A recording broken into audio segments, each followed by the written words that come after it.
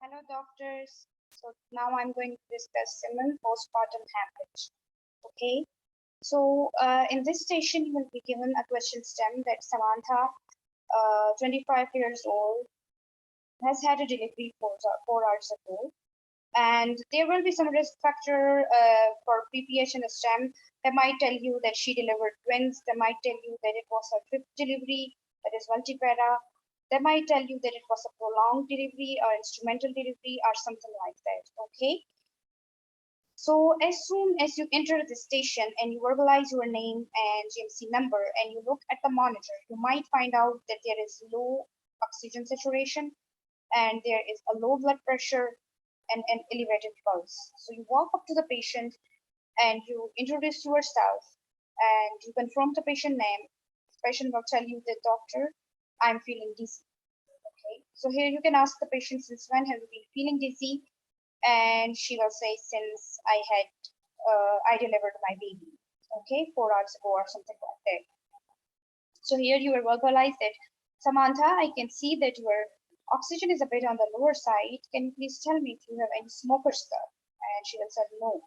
So here, as the patient is already talking, you will verbalize that, as my patient is talking, I assume that the airway is open, and I'm going to give my patient 100% oxygen, 15 liters per minute via non-breather mask. Okay, so you are done with the airway part, and after that you move on to the breathing part. You will tell the patient that I'm going to have a look at your chest, please, and you will inspect the chest. You will do percussion, palpation, and auscultation. However, everything will be normal here. Okay, after that you will move to the circulation part. So the circulation part, the first thing that you do is to check peripheries. Peripheries will be cold. After that, you will palpate the radial pulse.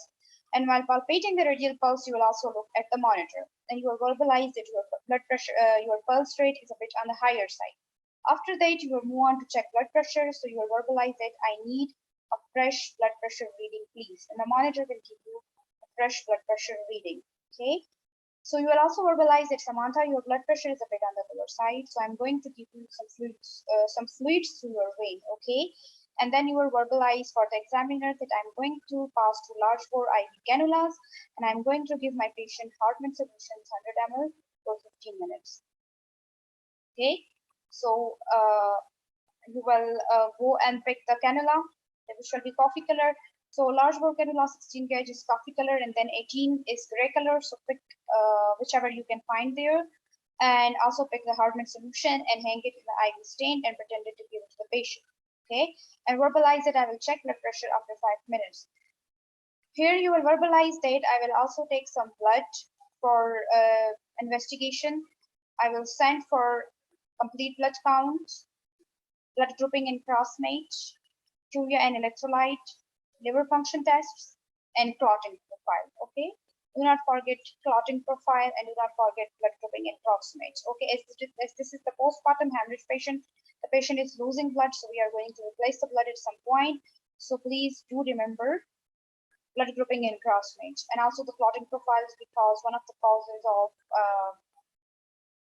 postpartum hemorrhage is clotting problem. Okay. So after you are done with the circulation part, as here the patient has told you, the doctor, I'm feeling dizzy and I have delivered a baby. So after circulation part, before moving into the disability part, tell the patient that I'm going to have a look at your tummy, okay? And then expose the patient tummy. While you are exposing the patient's tummy, you might find out that there is some blood in between her legs, okay? There might be a pot, a blood-filled pot in between her legs, or there might be just blood there on her thighs or something. So you'll see that, Samantha, I can see that there is some blood on your thighs. Have you been bleeding? And she will say yes. Tell her that I'm going to have a look at your tummy. I'm going to touch your tummy. If you feel any pain, just let me know. And do superficial and deep palpation. The patient will tell you that, doctor, it's painful. Examiner will tell you that the uterus is palpable. So now you know that you are dealing with a PPH patient. So you will say that, Samantha, I'm going to do some tummy massage for you and do uterine massage there, okay? And after this, verbalize that I'm going to give my patient oxytocin, okay? So you already started the patient on fluids, and now you are going to give patient oxytocin, okay? Oxytocin will be 10 mg IV state. Okay. All right. So after that, you will verbalize that. You will check the blood pressure again. If the blood pressure is low, you will verbalize that I will continue my patient on fluids. Okay, and I will also arrange for blood transfusion of whole blood. Okay. After that, you will verbalize that I'm going to inform my seniors. My seniors will come and they will have a look at you. They might give you some further medications. Okay, or they might take you to the operation theater again for re-exploration.